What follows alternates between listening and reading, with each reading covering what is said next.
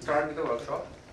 So, as you already know, this is about deep learning in NLP, and we'll start with a very basic understanding of neural networks and Theano as well, and then we'll move to a particular deep learning model, which is generally used in NLP or sequential data. So, I think you all are already familiar with machine learning or natural language processing or neural network, which is basically a very shallow network with just one hidden layer, one input and one output layer. And deep learning basically deals with a very deep neural network with multiple layers, multiple hidden layers, which can actually range to even 200 or 200 layers as well. So these are the common NLP tasks. I think these were the ones that came to my mind while I was, creating this presentation. So we will be dealing with language modeling in this particular workshop, and although there are some other, use cases of natural language processing in, creating an intelligent textual system. So some of these are sentiment analysis, named entity recognition, topic modeling, speech recognition. Okay, so let's start with how things used to be earlier. I mean, you might have also heard about bag of words model. How many of you do know about bag of words model? Okay, and so as an example, this movie wasn't particularly funny or entertaining. A bag of word model wouldn't generally care about the words that occur frequently, and they doesn't have any significance in a particular domain, in a particular sentence. So in this particular sentence, movie, funny and entertaining are probably the word that describes what this sentence is about. So this is how bag of words work, and again, we won't go very deep into these kind of things because we'll be moving quickly into neural networks and deep learning. So then comes your n-grams model, which are described on the next slide, and your regex patterns. So I think, according to me, this was actually natural language processing because we were actually processing the text in a particular form, and I won't say it was a really intelligent textual system. So, I mean, an example of n-grams model, right? So the first one is a full sentence, and a unigram model will just, tokenize each and every word into different words, and it will create a unigram representation of that sentence. In a bigram representation, it will break two words and then will move the window with one word and then will create two words again. Same goes with the trigram model. So the way these things worked earlier, I mean, language model are quite a common thing in NLP, and they have been there since like 30 or 40 years, I guess. And people generally used to use n-grams model or word-to-vec model for that kind of stuff. But again, naive Bayes. I mean, there's a reason it is called naive Bayes, right? There's a very, very important and very significant assumption that naive Bayes makes, which is the next word only depends on last one or two or three words, right? But as human, we know that this is not the case. A word can depend on last maybe 15 words or 50 words or even 500 words. So for that purpose, I mean, these were the reasons, I mean, people moved to neural networks or deep learning models because these latest models actually can identify these long-term dependencies.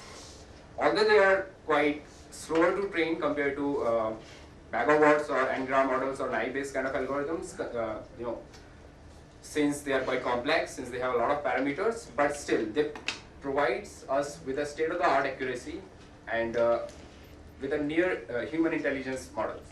So these were the pros and cons of these old models like bag of words or n-grams. So although they were easy to build and were faster to train, but they don't care about the order of the words, they don't care about how words are related to each other, what is the semantic meaning of a word. For an n-gram model or for a bag of words model, a word is just a number, just a unique number. It doesn't care about how these unique numbers are, connected with each other.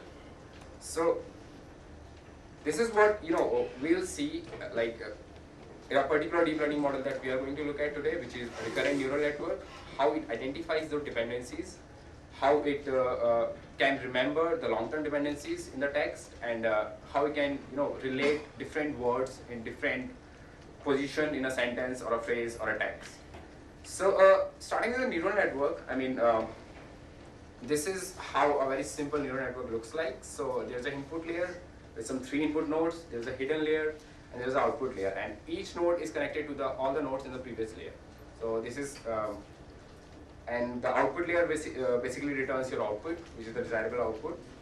So, okay. Okay, the most important thing, I mean, neural networks or perceptrons or similar stuff has been, there since 50s, I guess. But in 80s, somewhere, some very bright mind from University of Toronto and Stanford University came out with this algorithm which is called backpropagation. And the main logic behind backpropagation is, if you are traversing through a graph, if you are traversing through maybe your input nodes, which is A and B here, and you are going up to E through some intermediate nodes, then you can actually identify how the final output is being modified according to each and every node. And how we do it? By taking the differentiation between the value of that node and the output. And this thing basically defines your chain rule that we generally use in the differentiation. So if you are going from A to C, then you just get del C to del A, then finally you get del E to del C, and then in that del E to del A, you will also have del C. So this is basically a chain rule, right? A basic differential chain rule. So in this case, what will happen if A is something like 2 and it is giving us some result 6, but the desirable result of the model was something like maybe 8. Then it will say there is an error of 2.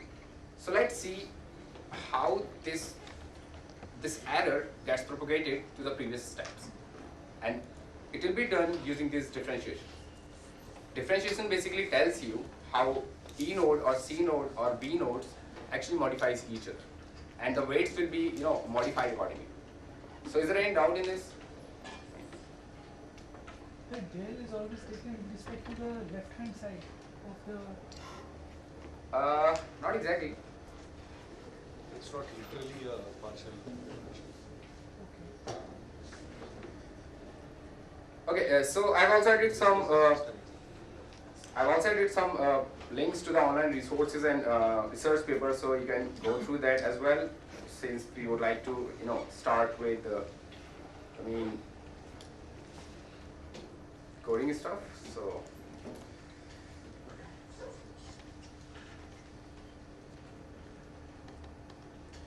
Oops.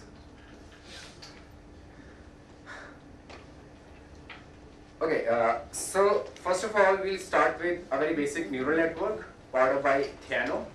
And okay, so you also have Theano installed, right? And all of you have Theano. So I would really like you guys to code it as we go through all the code here, because I thought if we start coding it here, then it will take a lot of time. So I think. So how many of you have heard about the Iris dataset? A very simple dataset with just 3 classes, right? So again, although it is a very simple dataset and can be modeled through a very simple model, but we'll just create a neural network for that purpose using Theano, so that you can also get introduced to how Theano works. So you can just start with importing all these modules.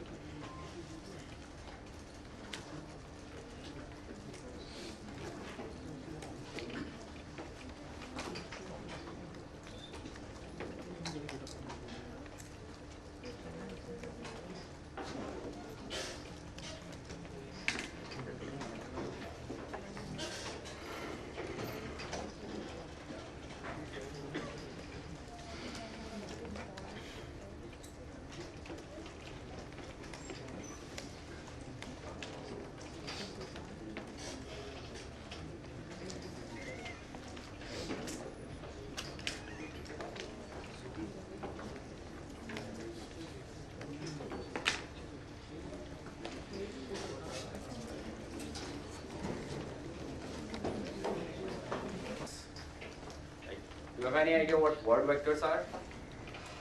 Anyone?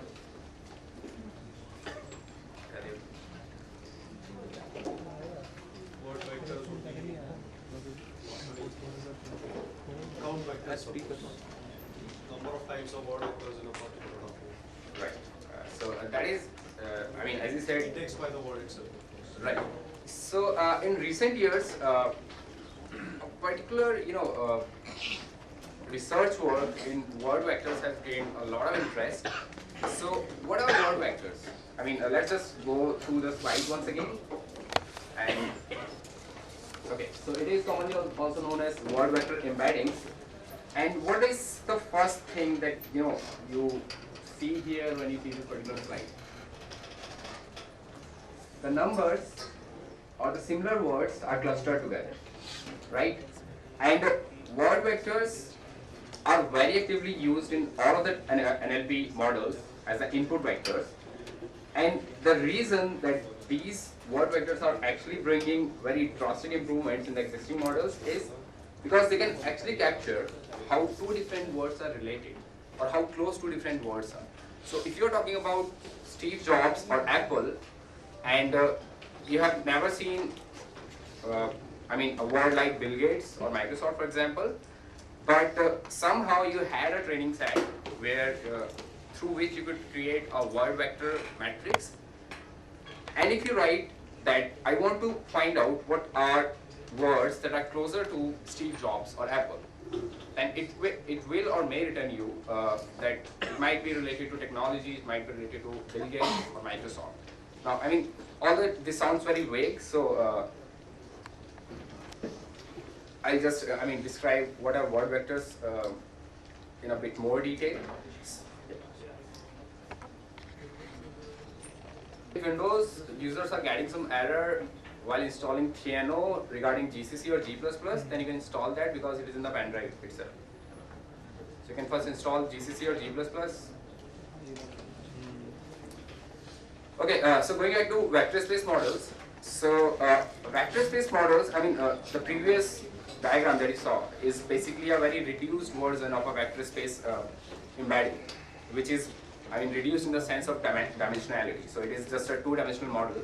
But generally a vector space model is a d-dimensional model which ranges from 300 to 500 dimension, and each dimension basically describes a single property of that particular language. So one dimension may tell about the past or present tense, one dimension may tell about genders, one dimension may tell about maybe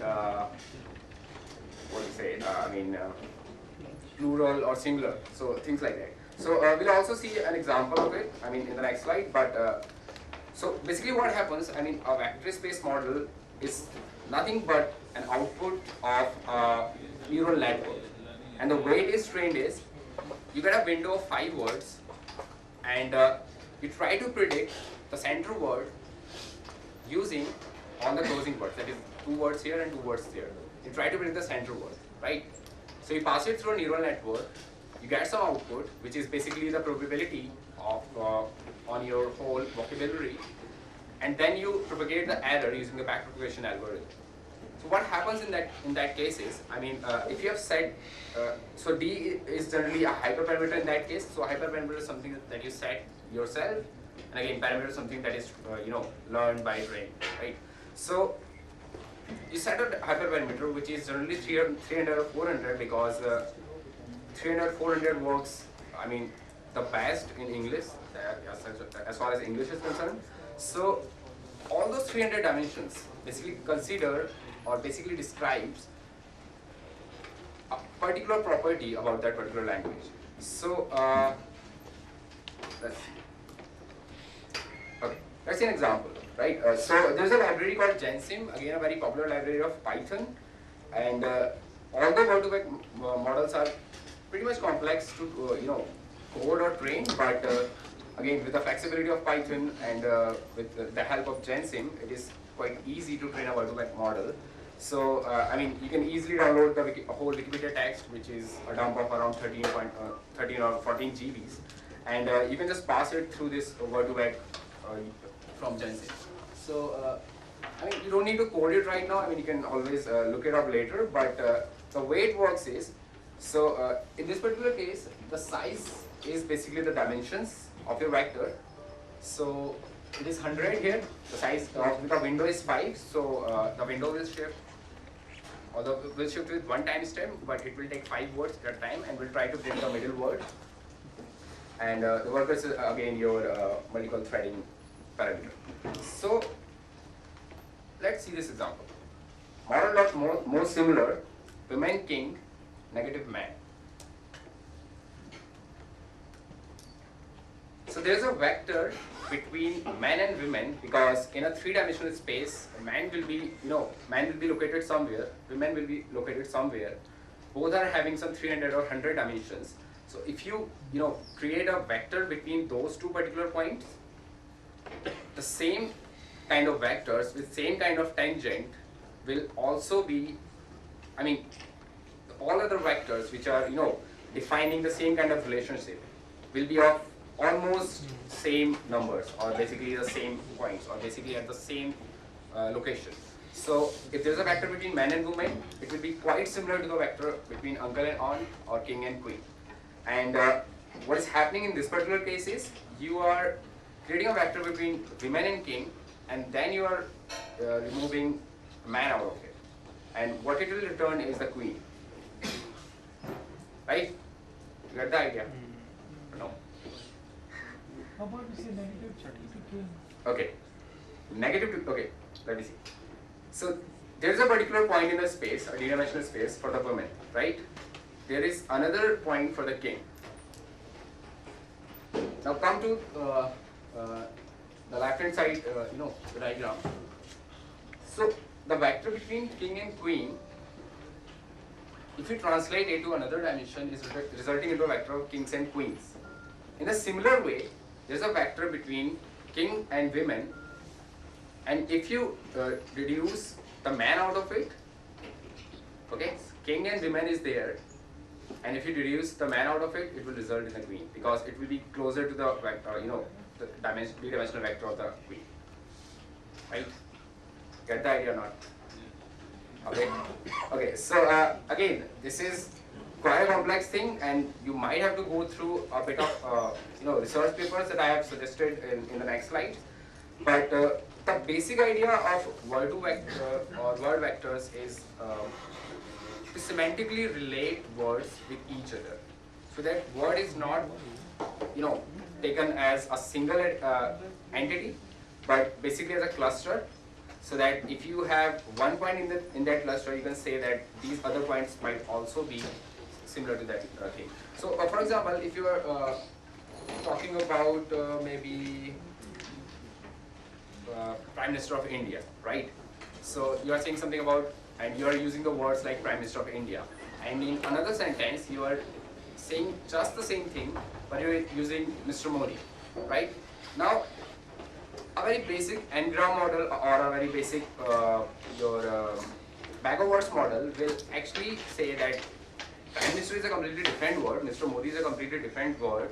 I don't know how they are related, but in the case of word vectors, what it will say is Prime Minister is a word, and Mr. Modi is generally found very close to that in the d-dimensional space. So if Mr. Modi is written in the text, then it might be somehow related to the Prime Minister of the India, it might be somehow related to the President of the India, or the democracy, or similar stuff. So now we are not Where does it discussing. get this information from? Sorry? How does it populate the vector space? Okay, so I should move that slide. So basically, I told you about a neural network model, right? So here also, there's a window size of 5, and the output of this window, the output of this neural network will be a 100-dimensional vector. Okay, and what will happen is, given the neighboring words, it will try to predict the central word. So, like for every 5 gram, you have a vector of. Right, for every 5 gram, right? So what will happen eventually, the middle word will have certain words that are found very frequently, with that particular word, and then the 100-dimensional vector will actually, save that particular information, that if it is a 100-dimensional model, a 100-dimensional space, then this particular position will have words that are closer to that center word, and similarly. So actually, it actually requires a lot of data for that purpose. So generally, people use Wikipedia for that.